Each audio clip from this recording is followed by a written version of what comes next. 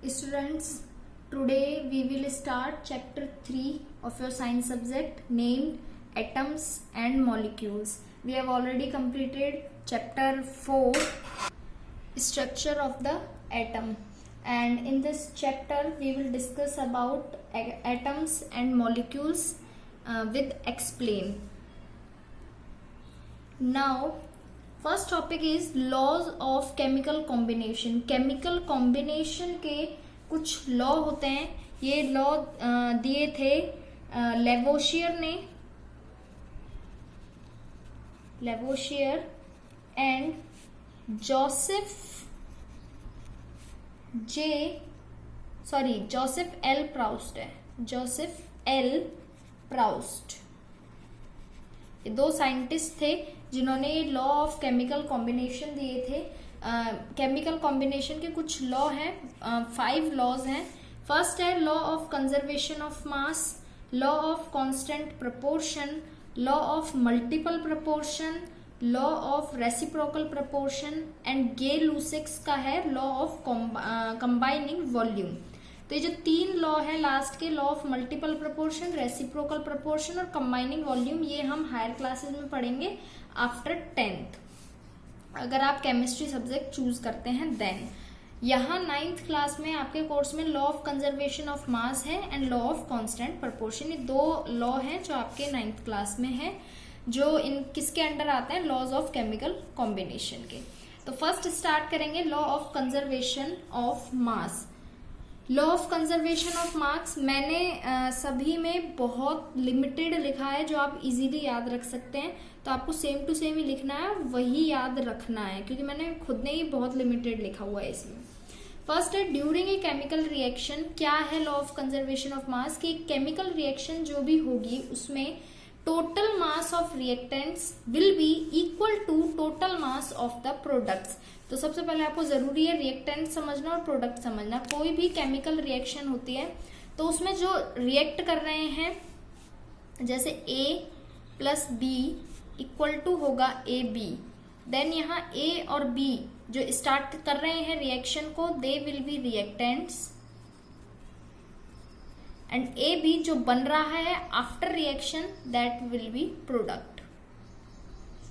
तो यहाँ ये कह रहा है कि रिएक्टेंट्स चाहे 2 हो, प्रोडक्ट चाहे 1 हो, यहाँ 3 हो, यहाँ 2 हो, नंबर से कोई मतलब नहीं है, जरूरी नहीं है नंबर इक्वल होगा, लेकिन जो मास होगा टोटल, इन दोनों का टोटल मास इस अकेले मास के इक्वल होना चाहिए.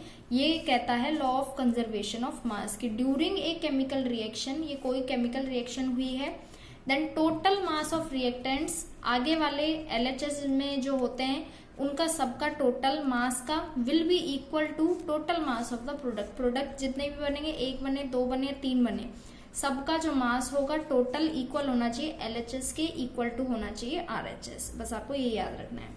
सेकंड पॉइंट, इसके 2 पॉइंट है लॉ के. फर्स्ट तो ये है टोटल होना चाहिए, और सेकंड है मास कैन नाइदर बी क्रिएटेड और नॉट डिस्ट्रॉयड.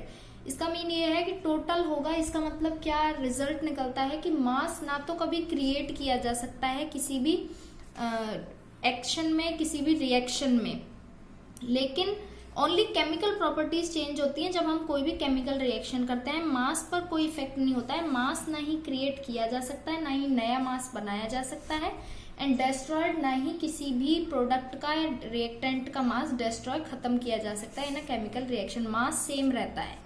तो यहाँ एक एग्जाम्पल लिया है, A रिएक्टेंट है, B भी रिएक्टेंट है, इक्वल टू अगर AB कोई प्रोडक्ट बन रहा है तो मास ऑफ A प्लस करेंगे मास ऑफ B, तो इक्वल टू होगा मास ऑफ AB के. यहाँ इक्वल टू लगा लेना.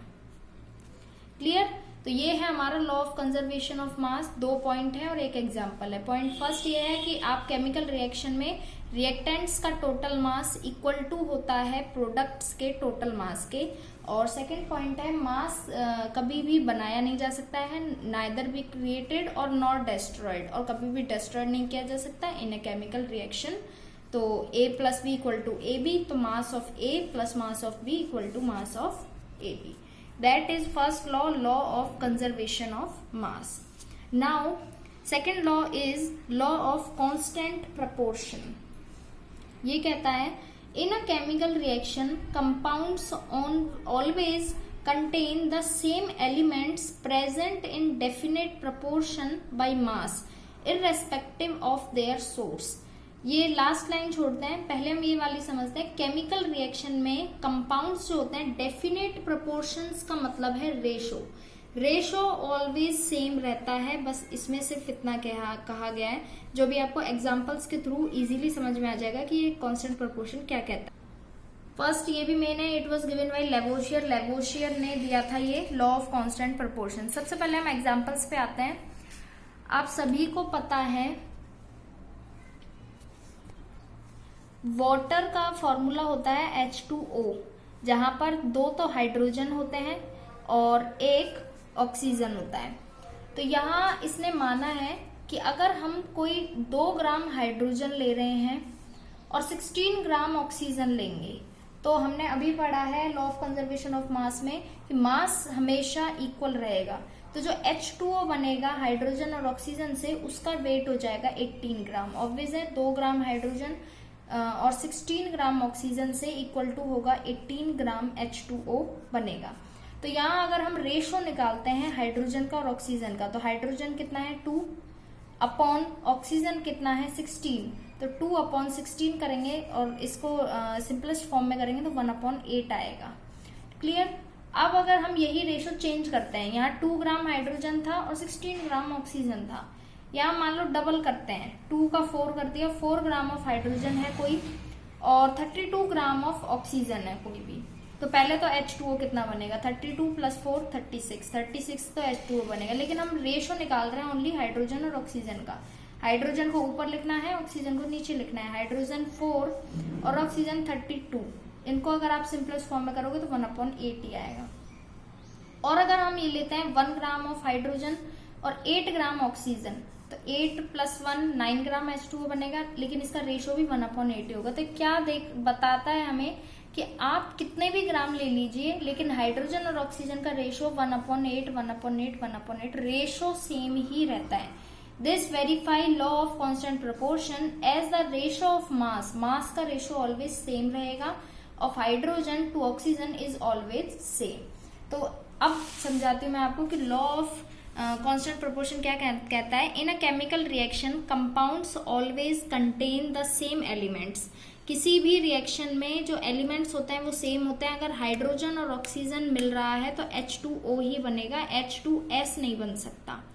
इसके बाद present in definite proportion, always definite proportion लिख लीजिए या फिर रेशो लिख लीजिए, कुछ भी लिख लीजिए।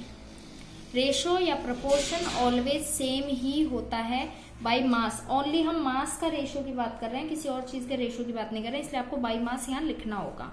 इररेस्पेक्टिव टू देयर सोर्स ये आप छोड़ सकते हैं फिर भी, लेकिन आप इतना जरूर याद रखेंगे कि कंपाउंड्स का जो मास का प्रोपोर्शन होगा वो ऑलवेज डेफिनेट होगा।